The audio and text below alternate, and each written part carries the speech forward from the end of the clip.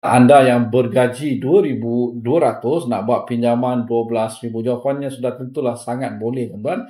Sebab untuk orang yang gaji 2,200, anda punya DSR 60% iaitu RM1,320 yang komitmen yang boleh anda buat. Sebagai contoh, pada minggu ini ada pelanggan yang merupakan seorang pembantu akaunten mendapat dana RM12,000 dengan bayaran bulanan sebanyak RM223 dengan komitmen semasanya sebanyak RM196.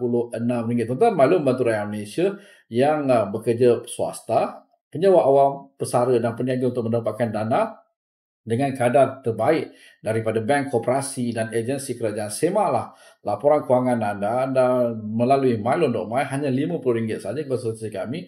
Kami beri laporan pelapor kredit anda. Kami akan bantu anda menerangkan laporan pelapor kredit anda dan kami akan bantu anda untuk mendapatkan dana daripada bank, koperasi dan agensi kerajaan. Itu saja, tuan-tuan.